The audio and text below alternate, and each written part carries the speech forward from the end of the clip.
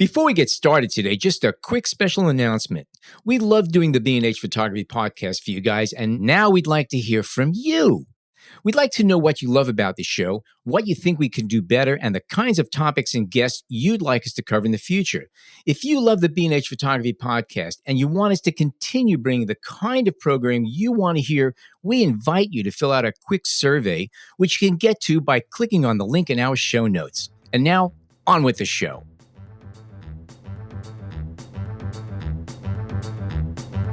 You're listening to the B&H Photography Podcast. For over 40 years, B&H has been the professional source for photography, video, audio, and more. For your favorite gear, news, and reviews, visit us at bnh.com or download the B&H app to your iPhone or Android device. Now here's your host, Alan Weitz. Greetings and welcome to the B&H Photography Podcast. Today, John and I welcome photographer David Rothenberg to the show.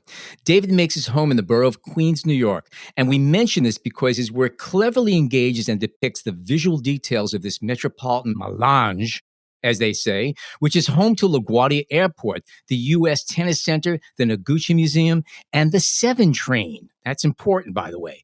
We're going to talk about David's images of planes close overhead, of people frozen amongst the crowds at a subway station, and the idiosyncratic details in street scenes. And did you know that Queens, according to most authorities, is the most ethnically diverse urban area on the planet? Queens is also the most linguistically diverse city borough, with at least 138 languages spoken in the county's streets, parks, and shops. David, welcome to the show. Thanks so much for having me. Let me add that David's work has been published in the New York Times, Hyperallergic, Die Zeit, and the New Yorker. His work is in the permanent collection of the Museum of the City of New York, and he has produced 2 books, including Landing Lights Park, which Time named one of the best photography books of 2018. And we're going to be talking about Landing Lights Park, about Roosevelt Station, and his other photo series. Again, David, thanks for joining us today. Thank you so much for having me. It's my pleasure to be here. So as a question, you got a lot of diversity in Queens. Are you a Queens native or are you a transplant? Because I'm a native Brooklyn person. Now, everybody I grew up with either moved, was indicted, or is dead. And everybody in Brooklyn now seems to be from Pittsburgh or Ohio. What's your story? Are you a native Queens person? No, I am a transplant. I grew up in Southern California, and I've lived here about half my life. I moved to New York for college, and I've lived in Queens for about 13 years, I think. Okay, you're qualified. Okay, that's good enough for us. That works. And did you live in other boroughs? Yeah, I used to live in Manhattan in the East Village before moving to Queens. Gotcha. Cool. Yeah. Cool. And when you were in the East Village, were you shooting the East Village, or has Queens kind of always drawn you in some way? It's funny because I studied photography at Parsons, doing the BFA in photography. So kind of a traditional education in photography. But as a student, I was I wasn't photographing sort of in the conventional sense for long. I was doing a lot of work using archival images, modifying them some way, making collages or kind of recontextualizing them. And I continued to work like that for a number of years. And really, I started to pick up the camera again when I moved to Queens. It was just, visually it was so interesting to me. And it was a really kind of a wonderful way to sort of just engage with my surroundings. It's interesting that you mentioned you did a lot of fine artwork with collage. And I've been looking at your photographs, the Untitled Produce, and they are very collage-like. As soon as you said that you worked in collage, I immediately thought of it, and I just went back to your page and go, yeah, these are collages in many ways. It's interesting. I could see that. I something about just that they seem sort of this tension between what is found and what could possibly have been arranged, like a still life or something. It's all layers. I even see that. in some of the landing lights park. I mean, just the way a building is placed next to the the plane or the tree, however it happened. There seems to be some kind of spatial overlap and a way that you might place things. Of course, I don't know what your collage work was like, but it is interesting you should mention that. Do you see any? How does that that previous work that you did kind of find itself in this work? Do you see it at all, or even your current work, whatever you're doing now? It's a tough question. I think, people that knew my work back then, like old friends, they claim to see a continuity between the work. I think it just got me thinking about photographs in a different way. Yeah, I think my collage work, a lot of it was, I should explain a little bit what I was doing. I was using old like instructional manuals of photographs that were, intended to show, how to do, say, like different exercises, like, physical fitness manuals. And I would cut out those figures digitally and I would sort of arrange them in these chaotic scenes. So it was, I think that sort of the attention to sort of the way bodies move in space, or kind of a choreography kind of translates to my more recent work. Sort of this attention to gesture and motion, things like that. You seem to have a very strong. Do you have a graphic design background at all? Did you take any classes or is that something that just comes natural? Because you're across your all of your portfolios on your site, there's a sort of, I hate to use the word disregard, but I mean, because I kind of do this the same thing. I angle my camera to fill the frame graphically so that it's the right shapes and forms, and I kind of ignore gravity sometimes. And you do the same thing. There's a lot of diagonal lines going across here, and a lot of angles that you would not normally use for compositions in a conventional photograph. But that's what makes your pictures work. It's sort of like each object in it, regardless of its size or scale, is just another graphic element in this design. And it translates straight through all of your series of photographs. It's very consistent. Oh, thank you. Yeah, I mean, I did study, some graphic design as just part of the curriculum, and I was really heavily influenced. Early on, I was just, doing a lot of kind of copying of like Soviet avant-garde, like film posters and all this sort of. All that stuff is really exciting to me as an art student, So I think that, the beginnings of sort of my art education was, I, like a lot of people, kind of just trying to replicate, what, existing, styles of imagery. So that's kind of how I started out. Did you initially embrace like the idea of being a photographer, or was it more, or is that something that maybe in Queens, walking around with the camera more, that isn't something because I noticed, or I don't know, I don't want to say if I notice it, but it does seem that there are photographers, folks who they kind of want to push aside that label a little bit and call themselves an artist, which is totally fine. Anyone can call it whatever they want. But I'm just curious if you embraced the idea of photography when you were in school and doing these collages. I started out really embracing it. Like, I was like a teenager, and, through high school, I was doing photography. Mm-hmm. But I think just being in just a dedicated photography program, I kind of pushed back against that at the time. And I was definitely, thought I was, an artist using photographs, but I've completely gone full circle. I embraced the photography aspect. It's just, there's too much kind of pleasure in that, just going out in the world and with a camera. It's just, it's a much better way for me to work. Yeah. That's great. And do you carry a camera with you usually every day when you go for walks and such? Yeah, I tend to. Mm-hmm. Yeah, I mean, that's kind of been the way I've been operating for a number of years.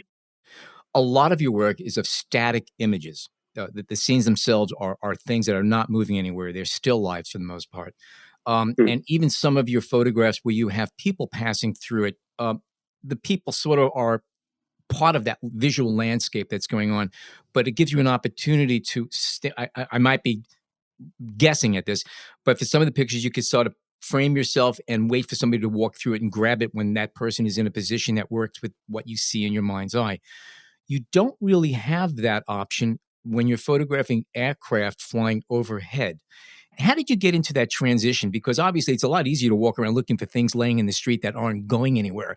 You could come back the next day when the light's better, or wait for traffic to pass. But when a plane is flying overhead, you have to just be right there at that moment. do you work differently when you're shooting the aircraft as opposed to the other work that you do? Yeah, it's actually, it's more similar than you might think to, the Roosevelt Station pictures where, like you mentioned, sort of, I have sort of a frame and I'm waiting for people to walk into it, sort of, I kind of can wait and anticipate something occurring within that frame, because much to the annoyance, of people that live in East Elmhurst and Jackson Heights, the planes come on such a predictable flight path. Like I'm sort of like setting up the shot with those pictures. I find sort of the interesting, layers on the ground, and then I could pretty accurately anticipate where the airplane is going to pass by. Because basically there's only 2 or 3 runways, and wherever you are standing, there's only one way. Okay, it makes sense. So you can sort of like just wait, and every 90 seconds you have another opportunity to nail it. And you also have no idea what to expect because each plane is different and the angle and attitude of each plane is different. So there is still an element of you have to nail it right. You might know when that aircraft is going to be there and roughly where it's going to be, but you still have to be right on that shutter button at that very moment. True. Yeah. And, it's part of the fun for me is sort of aligning, those different, layers, whether it be like the telephone wires or, somebody's rooftop or, with, balloons tied to their deck or, just funny things I find on the ground or. Do you use a tripod or are you working handheld on that? Because again, for some of those compositions, they're kind of complex. And while the aircraft might vary where it appears, everything else is kind of static and you could frame it. Do you work on a tripod or is it all handheld? All of that work was handheld. Maybe I should have used a tripod with some of the passenger portraits, just to kind of be holding the lens all the time. But yeah, it was all handheld. Just for our listeners very quickly, let me mention that the series Landing Lights Park that we're speaking about, David's work, it's a series of photos of planes very low to the ground, and in the foreground often are trees, telephone wires, houses, and all the oddities that you might find in an urban area. And the way the planes just sit there overhead or sometimes cross through behind a building it's really impressive. And then in the addition and the sequencing of the book, then there are photos of people looking out of airplane windows, and we're going to ask David about that soon. Just how he makes these images, because they're very in tight. You can see the people's faces as they're looking down to the ground, and this kind of juxtaposition of images makes this series so wonderful to me. But that said, David, can you talk a little bit about the photos of the people in the windows? Where you are when you're taking those images. How often you shoot? Are you kind of rapid firing it to get a shot, or are you one at a time? And even like some of the gear choices, the lenses that you're using. Yeah, I was asking about lenses. Sure. Yeah, absolutely. So I call them passenger portraits. Those are, I make those pictures from sort of the edge of the neighborhood, in East Elmhurst, like closest, extremely close to the runway, about as close as you could get from within the neighborhood. So those are pictures of the planes, as they come into land. So those are a different approach than the other pictures in the series, the wider shots. This is, I have no idea what I'm going to get with these. I'm using a 400 millimeter lens with a fast shutter speed, of course, and I'm just tracking the plane and just kind of rapid firing, and it's always a surprise because I can't actually see. I mean, I might, with my naked eye, I don't actually see any of the faces. So that's part of the fun. It's sort of like fishing. Yeah. So it must be great when you go back and you download the images and you find that one, like there's one with someone with their cell phone taking a picture. They're joyous. I don't even know how to describe them, but they're really wonderful. Yeah. When I first attempted to make these pictures, and I thought that this probably was possible to do, the very first one that worked was somebody with their finger in their nose. Or of course, like it at least. Yeah. Well, what's kind of beautiful about that series is that the truth of the matter is, no matter who you are and what you think of yourself, when you're sitting on a plane looking out the window, we're all little kids staring into the pet shop window. We all are, and that's how we come off, and that's what's beautiful about it. It's pure innocence. And everybody has that same expression. It really does. Not everybody has their finger in their nose, but for the most part. Mm-hmm. Yeah, that's actually something I kind of wanted to get to because, not the nose and the finger thing, but you are catching people at a moment when I would imagine none of them would ever think they are being photographed. No, I mean, I don't know. Maybe they can even see you or other people at the edge of the runway coming down if they're looking carefully. But when I'm in that same position, I think that I'm the one, with the controlling gaze, and no one would ever look back at me. So to just think that somebody may be catching me in that moment is kind of funny. So was there a learning curve? I mean, did you miss a lot of shots? Or I guess you didn't know what you were missing, but did you look at, the first set of images that you took and there was too much blur, or, the composition just wasn't working at all? Or, how long did it take you to realize, okay, this is something that is interesting? It took me a number of attempts to kind of figure out what the right conditions would be for making, catching faces or details in the windows. Starting by borrowing different lenses and then, finally deciding on one that worked best for me. And also just, the time of day, the angle of the sun, all that, there's really a kind of a narrow period of time where I could get those pictures. Let me ask a little bit about the Landing Lights Park itself. I mean, is there really a little park? Is there an area? And, having gone there so often, do you see other people making images there? And what's the scene like? So LaGuardia Landing Lights Park is an area where the FAA, requires there to be, no obstructions for the landing planes, just a clear area. So there's, some like concrete medians. There's a grassy area where people, gather and have picnics. So it's a number of small kind of parks where there's no, structure. Have you met other photographers working there, or even just people shooting? Yeah, there's often people there photographing, whether they're, there's definitely plane spotters, but they don't often, they mostly are just using binoculars and taking notes. But yeah, I do see people taking pictures there occasionally. And is it as loud as hell? It is. It can be really loud. When I live in Jackson Heights, which is the next neighborhood over from East Elmhurst, which is the neighborhood closest to this particular runway. And it's pretty loud. It's just sort of this, when there's a lot of air traffic and it's just the intervals, like the regular intervals could be really annoying. And as you get very close to the airport, yeah, it's super loud. And do you wear earplugs? I don't. Maybe I should. It's actually louder when they take off over the neighborhood. It's much noisier, but yeah.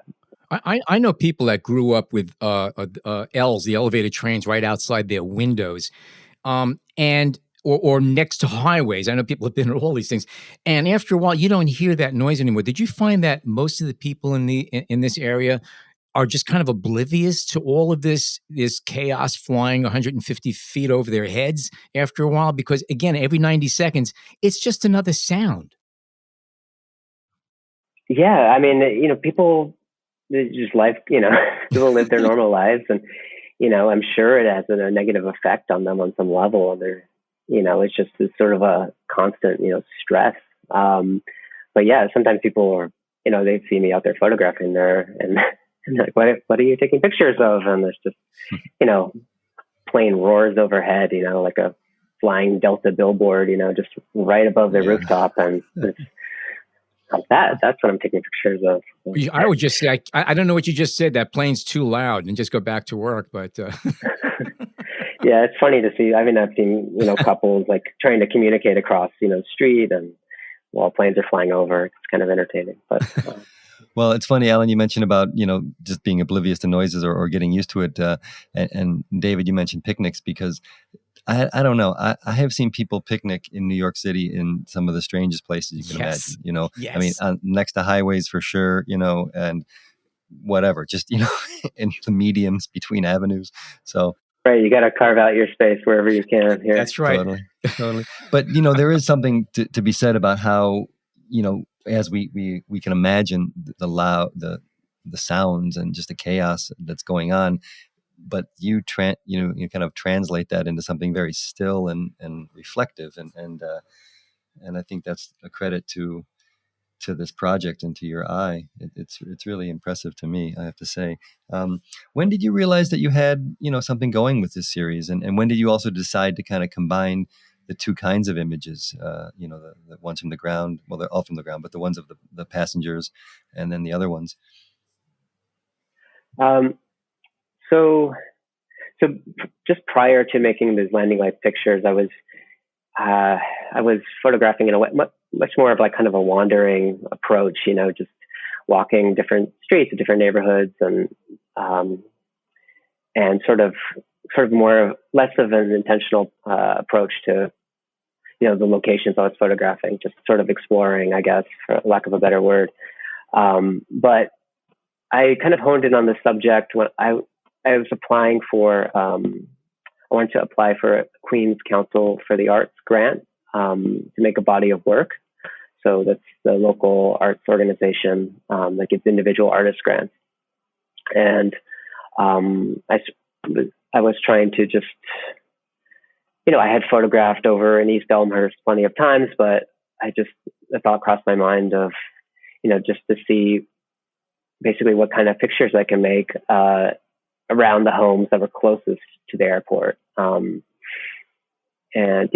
didn't, it just seemed sort of random, the days when planes would fly over, and I would try to photograph on those days. But then I started to do a bit more, just basic research on, what determines the flight paths and what conditions lead to that. And so I started to make just sort of testing out making these images of, of people's homes and trees and sort of on the ground neighborhood details as the planes are passing overhead, just kind of playing with, the flattened pictorial space in a photograph, right? Like this kind of disorienting sense of scale of an airplane and then, somebody's front porch. So that was, right away I started to enjoy that. It was sort of like similar to the way I had been photographing before, but there was sort of this additional element now. I started making those sorts of pictures, and then I started to notice in some of the pictures that you could see, the window shades and the aircraft like pulled half down, a little tiny, pixels of detail, and that's what led me to, try using longer lenses to capture faces. And did you have much experience with longer lenses at that point? No, I mean, I had really, I was always shooting with like a 50 millimeter lens, so pretty much glued to my lens and glued to my camera. But yeah, which is actually, I'm glad I have that now. I'm glad I can work with that. But most of the time I still shoot with, basically normal lenses, right. Normal length. And what's your camera, or what did you use for this project? I've been using the Sony mirrorless cameras really since the NEX camera series, and then for the landing lights I was using the A7R2. I was just using digital cameras, and I still use the newer models of the Sony camera.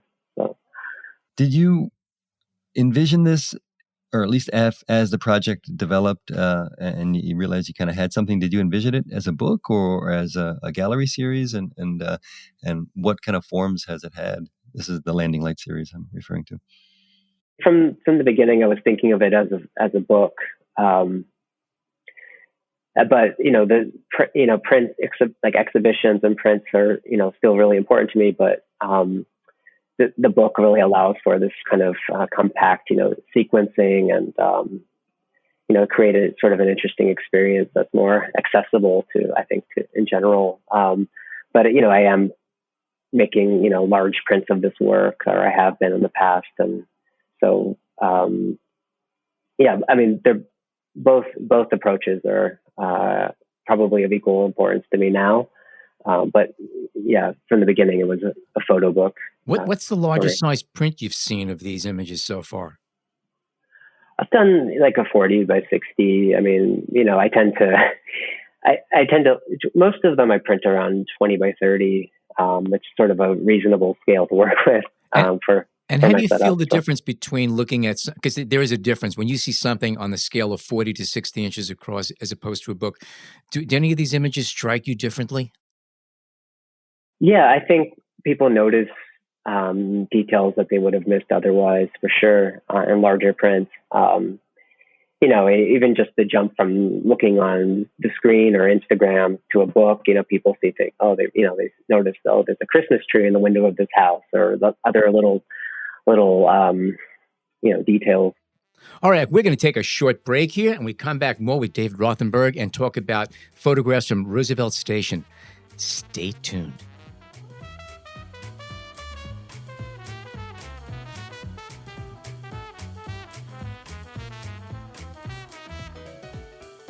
We hope you're enjoying this edition of the B&H Photography Podcast. The best way to support the show is by subscribing on Apple Podcasts, Google Podcasts, Spotify, or wherever you get your podcasts. For links to gear and more information on today's guests, check out the show notes in your podcast app or visit our homepage on the B&H Explorer website and join the B&H Photography Podcast Facebook group. And now, back to the show. Okay, we are back. Aside from aircraft flying over chaos of urban environments, David did a series called Roosevelt Station, which is all photographs taken in the Roosevelt Avenue 74th Street train station in Jackson Heights in Queens. And it's photographs of commuters and people going back and forth through a train station. And it sounds okay. What's big deal about that? It's that there's an architecture that goes on there, and everybody is lit by glowing magenta, orange, and green lights from a sculpture called Night Passage, which is a public art installation by the artist by the name of Tom Patty. And David has managed to put together a series of photographs that are the most strange portraits. You almost need a Brian Eno album playing in the background as you look at them. It's a combination of like science fiction and nightclub, but it's very odd. I don't know if anybody wants to elaborate on it. These are the thoughts coming through my head. But this is a fabulous series of photographs, and obviously there's a visual appeal to it. But what nailed you on this to go in and work on this body of work?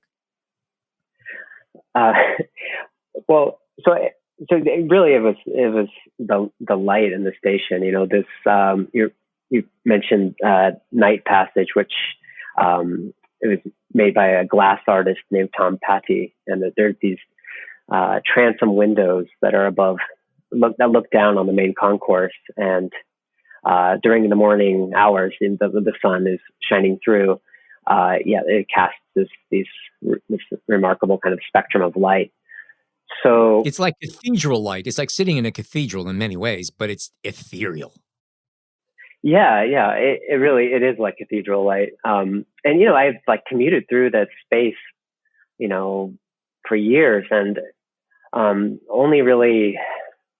Well, I teach downtown in Manhattan, and one semester I had a bunch of morning classes, and so I was doing the regular kind of morning rush hour commute, and I'd bring my camera on those days, and I would snap a few pictures on the way to class, and just it didn't fully, the quality of light didn't fully register with me until I started making pictures, and I was just really struck by how theatrical people appeared in that kind of light, and how this kind of colored light could.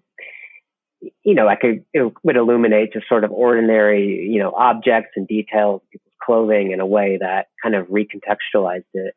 They say the world is a stage. Your photographs prove it. This is regular workaday stuff. There's nothing staged here per se.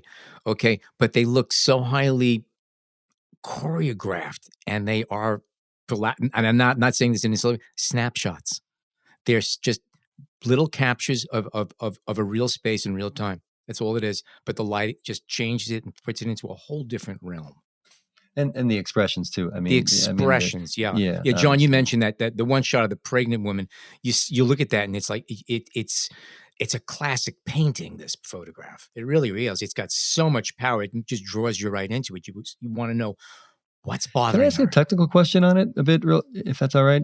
I mean, because you are dealing in general with kind of bright lights. I mean, they're colored, but there are moments, especially when I'm looking again at the pregnant woman, where there is a bright light on her face, and much of the area around it can be in shadows. Did you have to kind of concern yourself after a time with your exposure settings, where you were kind of blowing out faces and whatnot?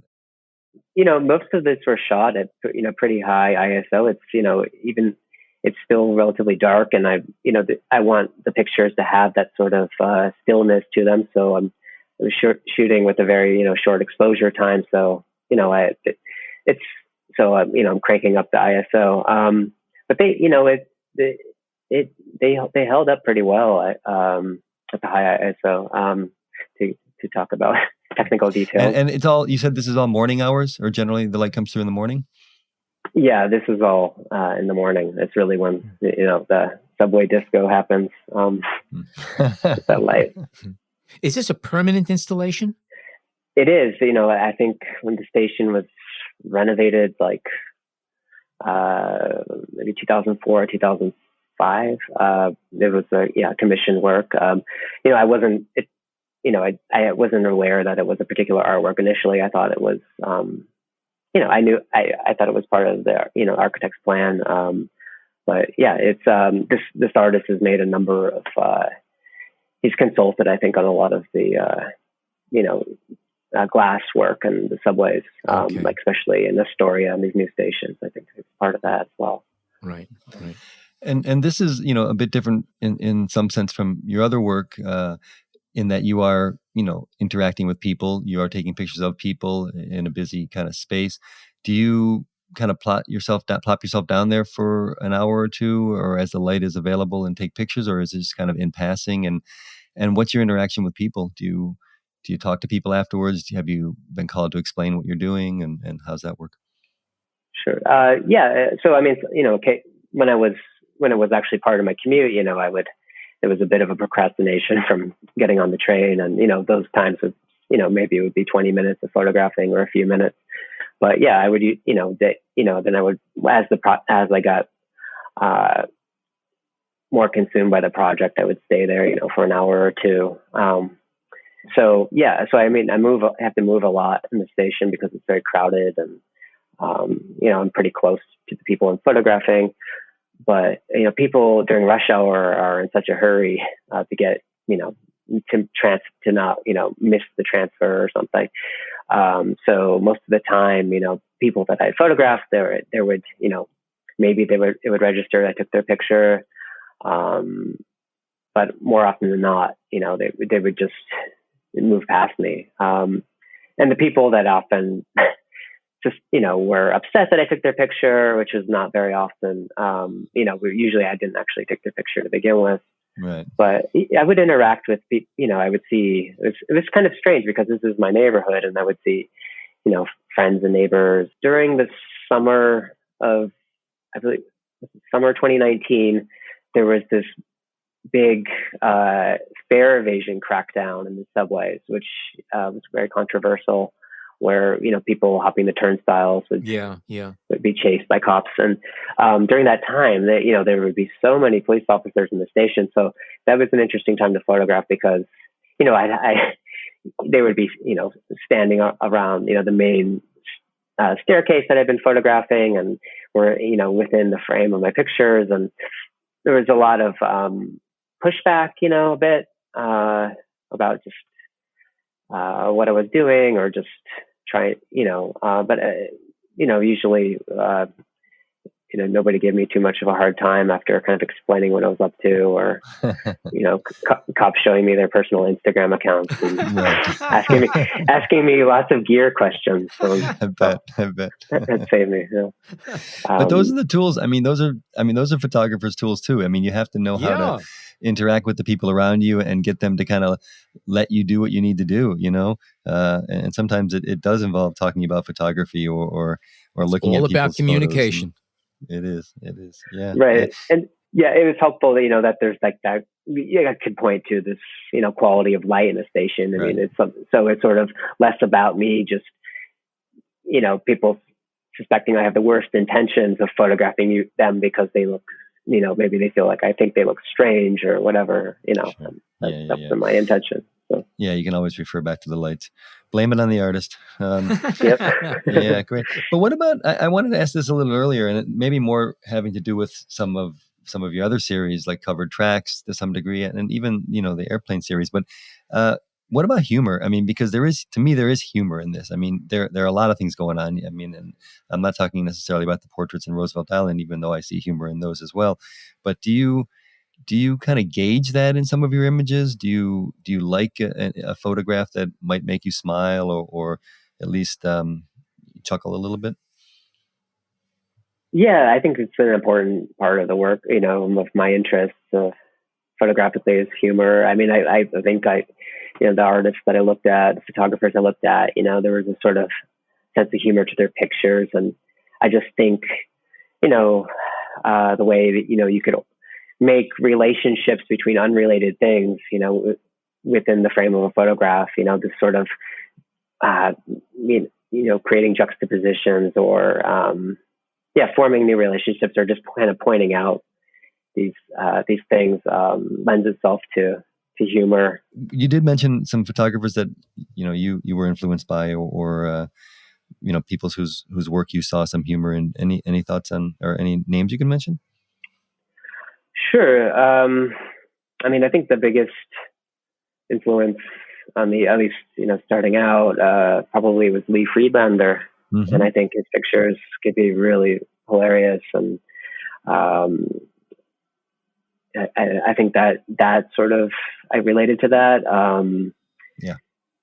I would say also a book that had a big influence on me was this book, Evidence.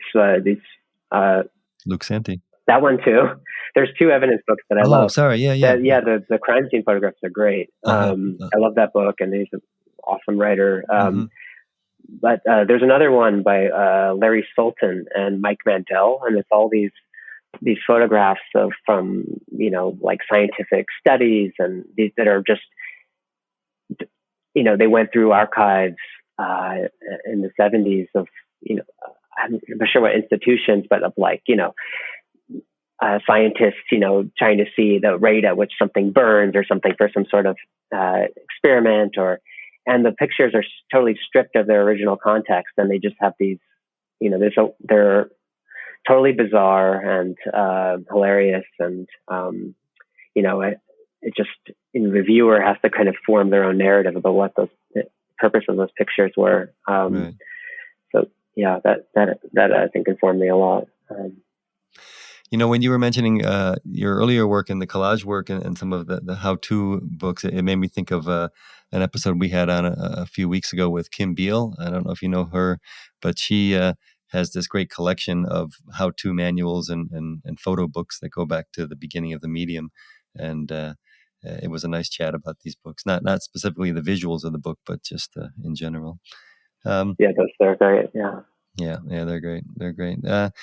So about the images in the, I guess we don't really need to put a label on them, but do you consider them portraits? The photos at Roosevelt Station, or do you not feel like that intimate connection with the subject necessarily to want to call them a portrait, or does that even matter to you? How do you kind of gauge these ideas? Well, I guess I haven't really considered them to be portraits because just that they're all candid and I'm not really having any interaction with these people as before I make the picture. Occasionally there's, I don't know, sort of like nonverbal sort of communication, I guess, that a photographer has with a subject or somebody they're photographing, that they could kind of, some were probably aware that I was taking their picture. But yeah, I don't know. That's a tough one. I mean, I guess I don't, but I guess they could function as portraits. There's something revealing about the people's, whatever, they're lost in thought, or yeah. No, I think it's a tough question. I agree, but I do think they can serve as portraits, but whether or not that's the intention or the process is, I guess, a different story, for sure. But they're just wonderful, wonderful images, needless to say, and they do. Did you ever, in photo, have you ever shown some of the photos that have become part of the series to the individuals? Have you had that chance to kind of bump into them again, or give them a print, or has any of that happened? I have photographed, a couple friends, but none of those pictures made it into my book, or, and they were, I think I probably shared some with some of those people, but there was 2 instances, I think, where a person was identified. Once, let's see, as I was sort of beginning the project, I was posting some of them on Instagram. One morning, this young guy wearing like wraparound Oakley, sunglasses, walked right through, and he walked right up to my camera and, gave me the finger and put me the bird or whatever. And I took a picture of that and I posted that. And then people, he was quickly ID'd on Instagram, I guess, and so, oh, wow. And he ended up making it his profile picture for a minute. That's great. In Brooklyn, that's a sign of love, So, yeah, right. Yeah. Have you been called on for any, commissions or commercial work kind of based on this, or has anyone asked you to kind of recreate this in a, with a different process and for editorial or commercial reasons? I haven't been asked to recreate it, but I think it's expanded sort of the type of commissions that I might get. People have reached out to me. I think just sort of my attention to like gesture in those pictures, or the way, people move through a space, I think has, I think probably has, led to certain commissions. But yeah, it might be fun to try something else there, in that space. Yeah. David, one final question that I have would be, any projects you're working on that we don't know about that you might want to talk about? And if you don't, just say I'm working on projects, but I don't want to talk about it right now. I give you an out.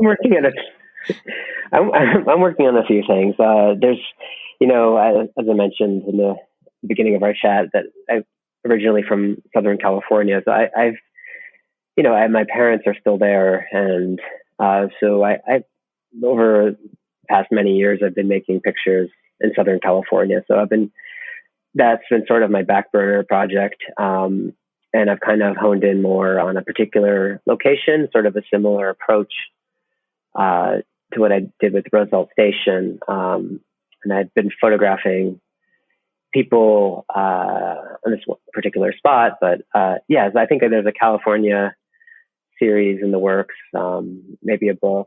And and just there's a few other sort of mini projects around Queens and New York City that I've been working on. But has your work in Queens influenced you in any way, or changed the way you look at Southern California when you go back to a place where you were born, you grew up? Different eyes now? I think, probably different eyes. It's just the experience of shooting here, photographing is, I think I have better tools maybe for making those pictures in California, or responding to my surroundings in California. I've had a long-term interest in trying to make work about Southern California. I mean, where I grew up, and trying to sort of, trying to respond to those experiences. It's a very strange place. I don't know how in depth to get into it, but California, strange place. I don't know what you mean. I grew up in Orange County, and I had in Southern California, and always felt really kind of out of place there. But it was this sort of laid back surfer culture, also colliding with very intense sort of evangelical community, and it has been known in the past for being sort of the Republican area, or very right wing. What did you shoot during lockdown? Were you wandering the streets of Queens and making these images, or what did you do mostly? Well, I mean, I felt really lucky to have the Roosevelt Station book in the works. So it was a lot of the sequencing, and I mean, I photographed some during the lockdown. Early 2020, some of those pictures. But yeah, so most of my energy was on making the book itself. But yeah, I was photographing a lot just around sort of my immediate surroundings. Elmhurst, I was making pictures sort of in the vicinity of Elmhurst Hospital during the spring, during the really dark time in the spring. So yeah, it was a strange time to be making images, but needless to say, needless to say. So tell us a little bit about the books and where we can find them. I know you have, I have it here in my hand, Landing Lights Park, which comes from Roman numerals, and then you have Roosevelt Station by Perimeter Editions. Is that available now? Can people get that? And where would you send people to go? Yeah, Landing Lights Park. You could order through Roman numerals. Their website is numerals spelled with the V, like the Roman numeral 5, or through my website. Easy to find.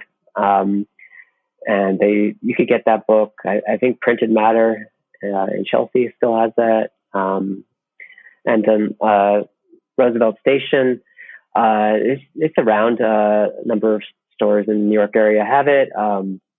Where you can order directly from Perimeter Editions. But yeah, like Dashwood Books usually has it, or which is an awesome store. MoMA store has it. Printed Matter has been carrying it, so it's around in the New York area. I think, Photo Eye, Santa Fe, I think has it. And we're going to have links to all of these sites in the show notes. So if people want to follow up and see more of your work and buy your books, it'll make it a little bit easier to track them down. So if you didn't catch all that stuff, definitely check with our show notes, and all of that information is there. Thank you. David, it's been great speaking with you. If people want to catch up with more of your work on your website or Instagram, where should they go to? Thanks. Yeah, thank you for having me. My website is davidrothenberg.com. Yeah, that's probably the best way to keep track of what I'm up to. Okay. Through my website. And we strongly urge you to, David's work is really wonderful. There are many little series on his site, and each one is different, and they're all definitely visually related. You do have a visual signature, and it shows out there, and the work is just wonderful. And we appreciate you taking the time to join us today. Well, thank you so much for having me on. It's great to chat. Pleasure again. Pleasure again. If you enjoy listening to the B&H Photography Podcast, you can show us the love by subscribing to our show. All you have to do is go to Spotify or wherever you snag your favorite podcast and type in B&H Photography Podcast, hit enter, and boom, you are one of us. And if you're already a subscriber, leave a nice comment. Shirts upstairs love reading this stuff. You can also find us on the B&H Explorer website and on the B&H Photography Podcast Facebook group page. And just a reminder, head over to our show notes and take the survey. Let us know what you like about the show, what you'd like to see happen on the show. Give us ideas, give us some feedback. Again, this is your podcast as much as it is ours. So again, head over to the show notes of the B&H Photography Podcast. Take a few moments, take the survey, so we can continue to bring you the B&H Photography Podcast for years to come. Unless told otherwise, my name is Alan Weitz, and on behalf of John Harris and Jason Tables, thank you oh so much for tuning in today.